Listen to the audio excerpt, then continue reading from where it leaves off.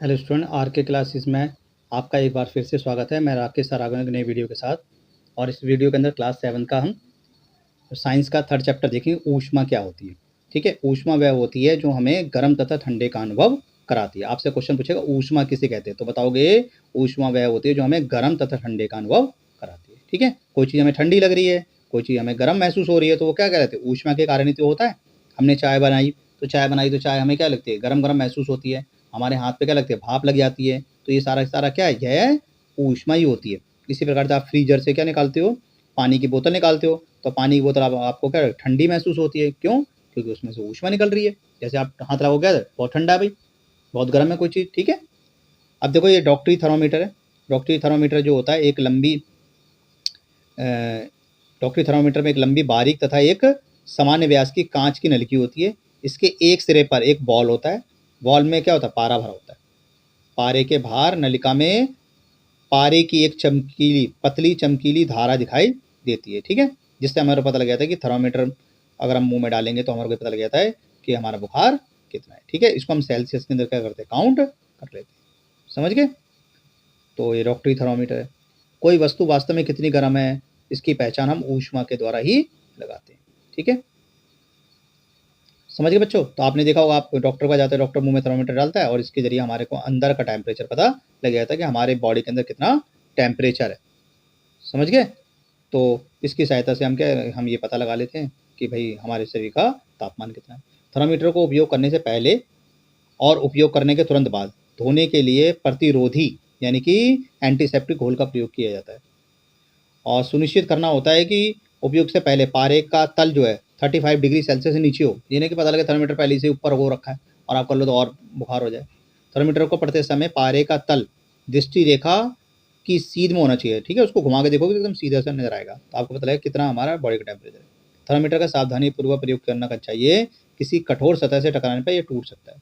Thermometer का उपयोग करते समय इसे वॉल से नहीं पकड़ना चाहिए। ठीक है, समझ गए? पीछे को पकड़ना चाहिए। देख लो आप डायग्राम के अंदर।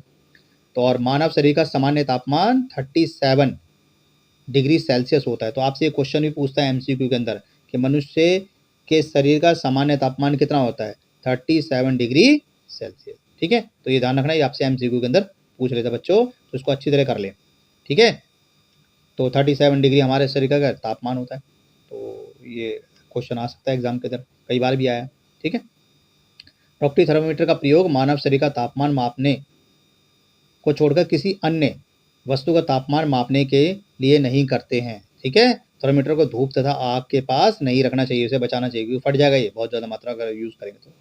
डॉक्टरी थर्मोमीटर को केवल मानव शरीर का तापमान मापने के लिए ही डिजाइन करा गया है।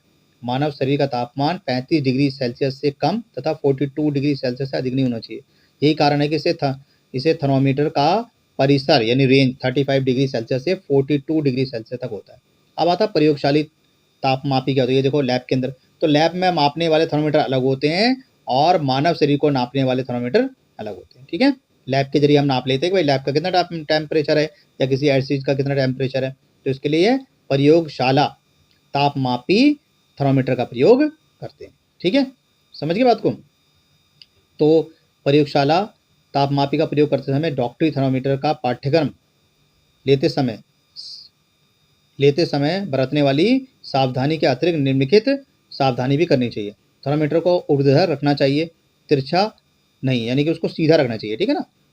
तापमापी का वाल्व चारों ओर किसी पदार्थ से घिरा होना चाहिए जिसका ताप क्या हो, ताप मापना हो। वाल्व बर्तन की दीवारों से नहीं छूना चाहिए। ठीक है, समझ गए? तो इस तरीके हम थर्मोमीटर को क्या सुरक्षित रखते हैं। अब ये देखो, आजकल तो डिजिटल थर्मोमीटर आ रहे हैं। तापमापी के पारे के विषय के बारे में आपने सुना होगा। ठीक है, पारा एक क्या है, विषयगत पदार्थ है। यदि तापमापी टूट जाए तो इसका मतलब निपटारा अत्यधिक कठिन होता है। आजकल क्या होता है, डिजिटल थर्मोमीटर का प्रयोग किया जाता है, इससे पारे का प्रयोग नहीं होता। आप इसको डायरेक्ट मुंह में डालोगे और तुरंत लिखा आ जाएगा कि आपको कितना बुखार है, कितना फीवर है। तो ये बहुत बढ़िया है। वो पुराना टाइम था, पुराने टाइप के थर्मोमीटर। आजकल तो डिजिटल थर्मोमीटर आ रहे हैं, तो मोस्टली डॉक्टर क्या करते हैं, इसी प्रकार का थर्मोमीटर का प्रयोग करते हैं। ठीक है, तो वो बहुत ज़्यादा जरूरी है। समझ गए? ये देखो लैब का, ये सारा लेबोरेटरी का बता रखा है। ये क्या, देखो ये यहाँ पर एक छड़ है, मोमबत्ती से जला रहे हैं। अब क्या होगा, जैसे जैसे छड़ गर्म होगी तो ऊष्मा क्या होगी, एक सिरे से दूसरी सिरे की ओर चली जाएगी। समझ गए बात को? इससे रॉड पूरी तरीके से गर्म हो जाएगी। इसी प्रकार से आपने देखा होगा कि आप जब चाय बनाते हो या खाना बनाते हो तो आपका जो बर्तन होता है, ठीक है, फ्राई पैन होता है, उसके पीछे या तो लकड़ी या प्लास्टिक का हैंडल लगा होता है, ठीक है। क्यों लगा होता है? क्योंकि जब कुकर पूरी तरीके से गर्म होगा, ठीक है, तो उसकी जो ताप है वो कहाँ चलेगी? हैंडल की ओर चली जाएगी और आपका हाथ जल जाएगा। इसलिए उसे या तो प्लास्टिक का या लकड़ी का कुछ ना कुछ चीज़ लगी होती है जिससे हमारे हाथ गर्म नहीं होते, ठीक है। जो पदार्थ अपने से होकर ऊष्मा को आसानी से जाने देते हैं उसे ऊष्मा का चालक कहते हैं। इसके उदाहरण एल्यूमिनियम, लोहा, कॉपर, तांबा। जो पदार्थ अपने से होकर ऊष्मा को आसानी से नहीं जाने देते उसे ऊष्मा का कुचालक कहते हैं। ये आपसे क्वेश्चन पूछेगा चालक क्या होता है, कुचालक क्या होता है, ये क्वेश्चन भी आपसे पूछ सकता है एग्जाम के अंदर, ठीक है। अब आता है संवहन किसे कहते हैं। संवहन का मतलब होता है कि जल जो होता है गर्म होकर कहाँ आता है? ऊपर की ओर जाता है, ठीक है, और आसपास से जल फिर उसी स्थान पर वापस आ जाता है। यह प्रक्रिया तब तक चलती रहती है जब तक कि सारा जल गर्म ना हो जाता है। इसे ऊष्मा स्थानांतरण की विधिया को संवहन कहते हैं, ठीक है। आपने देखा, आप उबालते हो, पानी को उबालोगे तो क्या होगा? पानी का बॉयल होगा, समझ गए, और फिर बॉयल होकर ऊपर का पानी का उड़ जाता है, ठीक है। ये देखो लैब का, ये सब मैम या आपके सर जो है वो लेबोरेटरी के अंदर कराएंगे, तो क्रियाकलाप आप देख लेना बच्चों, ठीक है। ये देखो, ये हम क्या ले रहे हैं? इससे ऊष्मा ले रहे हैं। अगर आप कैंडल जलाओगे ऐसे इस प्रकार हाथ रखोगे तो क्या होगा? आपको गर्मी महसूस होगी, इसे ऊष्मा कहा जाता है। अब आता है समुद्रीय खमीर क्या होता है। समुद्र की ओर से आने वाली वायु को समुद्रीय खमीर कहते हैं। ये क्वेश्चन इंपॉर्टेंट है।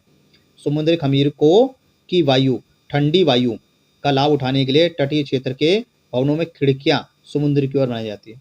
रात्रि में यह प्रक्रिया ठीक विपरीत हो जाती है। समुद्र का जल स्थल की अपेक्षा धीमी गति से क्या ठंडा करता है, इसलिए स्थल की ओर से ठंडी वायु समुद्र की ओर रहती है, ठीक है। ये समुद्रीय समीर है और ये थल समीर है, ठीक है। आपने देखो, ये समुद्र से हवा जा रही है घरों की ओर और इस तरीके से बाहर की ओर जा रही है, थल की ओर हवा जा रही है, ठीक है। ठंडी हवा, गर्म हवा, समुद्र समीर तथा थल समीर का ये चित्र बताया हुआ, ठीक है। समझ गए बच्चों। जब हम धूप में खड़े होते हैं तो हमें गर्माहट महसूस होती है। सूर्य से हमारे को कई प्रकार की क्या होती है? ऊष्मा मिलती है, ठीक है। इसे सूर्य से हमारे को जो ऊष्मा प्राप्त होती है उसका विकिरण कहा जाता है, ठीक है। सूर्य का प्रकाश सुबह सुबह हमारे लिए बहुत ज़्यादा उपयोगी है क्योंकि इससे हमें विटामिन डी प्राप्त होता है। कभी कोई क्वेश्चन आता है सनसाइन विटामिन क्या है, ये कंपटीशन एग्जाम के अंदर आया था, एसएससी के अंदर आया हुआ था क्वेश्चन कि सनसाइन विटामिन क्या है, तो विटामिन डी को सनसाइन विटामिन कहा जाता है। या कभी कभी ऐसे क्वेश्चन पूछता है कि सूर्य प्रकाश से हमें कौन सा विटामिन मिलता है, विटामिन डी मिलता है। विटामिन डी किसके लिए जरूरी है? विटामिन डी हमारी हड्डियों के लिए बहुत ज़्यादा जरूरी है क्योंकि इससे हमारी हड्डियाँ क्या होती है? मजबूत हो जाती है, ठीक है। समझ गए? तो बच्चों आप समझ गए, ठीक है। अब आता है सर्दियों तथा गर्मियों में हमारे पहनने के वस्त्र क्या होते हैं। आपको पता ही है भाई, गर्मियाँ हो रही है तो हमारे को ऐसे वस्त्र पहनने चाहिए जिससे हमें गर्मी ना लगे। गर्मियों के अंदर हमें सफ़ेद या हल्के रंग के वस्त्र पहनने चाहिए। सर्दियों में है हमें हमें गहरे वस्त्र पहनने चाहिए क्योंकि इससे क्या होता है कि हमारे को ऊष्मा मिलती रहती है। अगर हम ज़्यादा गहरे कपड़े पहनेंगे गर्मियों के अंदर, काले टाइप के कपड़े पहनेंगे तो क्या होगा? वो जब सूर्य का प्रकाश उसके अंदर पड़ेगा तो अंदर चला जाएगा, अंदर चलेगा उसका टेम्परेचर बढ़ जाएगा और हमें गर्मी ज़्यादा लगेगी। इसलिए हमें सफ़ेद और हल्के रंग के कपड़े पहनने चाहिए, ठीक है। तो ये बहुत ज़्यादा इंपॉर्टेंट है। आपसे क्वेश्चन पूछ लेता कि हमें कैसे कपड़े पहनने चाहिए। हम अपने घरों को गर्म या ठंडा रखने के लिए कोयला या लकड़ी जैसे ईंधन अथवा विद्युत का प्रयोग करते हैं, ठीक है, जिन पर बाहर की ओर गर्मी या सर्दी का कोई प्रभाव ना पड़े, ठीक है। और हम ऐसे घर भी बनाना कोशिश करते हैं। भवनों की बाहरी दीवारों पर यदि ऐसा बनाया जाए जिसके बीच में वायु की एक परत बंद हो जाए तो ऐसा संभव नहीं हो सकता है। ऐसा करने की विधि है कि भवन निर्माण में खोखले ईंटों का प्रयोग किया जाता है जो आजकल उपलब्ध हो जाता है, ठीक है। तो अक्सर हम क्या करते हैं, घरों को ऐसा बनाते हैं ताकि हमें गर्मियों के अंदर क्या लगे, हमें ठंड जैसा महसूस हो और सर्दियों के अंदर हमें गर्म जैसे महसूस हो, ठीक है। अब आता है सर्दियों में ऊनी वस्त्र हमें उष्ण बनाए रखते हैं, ठीक है। सर्दियों में हमें ऊनी वस्त्र पहनते हैं। यह ऊनी वस्त्र क्या होते हैं? या ऊष्मारोधी होते हैं। इसके अतिरिक्त ऊन के रेशों के बीच में वायु फंसी रहती है और यह वायु हमारे शरीर की ऊष्मा को ठंडा रखने के लिए क्या करते हैं? मदद करती है, ठीक है। और सर्दियों के अंदर क्या करते हैं? सर्दियों में हम क्या करते हैं? एक मोटे कंबल का अथवा ऊपर के क्या करते हैं? हम रजाइयों का या गर्म कपड़ों का प्रयोग करते हैं। इससे क्या होता है कि बाहर की हवा जो होती है वो अंदर नहीं आ पाती और उसके कारण क्या होता है? अंदर का टेम्परेचर बना रहता है और हमें गर्मी महसूस होती है, ठीक है। तो बच्चों हमने ये चैप्टर पूरी तरीके से कर लिया है और आई थिंक आपको वीडियो पसंद आ रही होगी, ठीक है। आप बच्चों सबके इस क्वेश्चन आंसर कर लेना, बहुत इंपॉर्टेंट चैप्टर है ये, इसमें से कई सारे क्वेश्चन आ जाते हैं थर्मामीटर में तो क्वेश्चन पूछता है। और जितने मैंने इंपॉर्टेंट क्वेश्चन बनाए हैं इनको आप अच्छी तरह कर लो।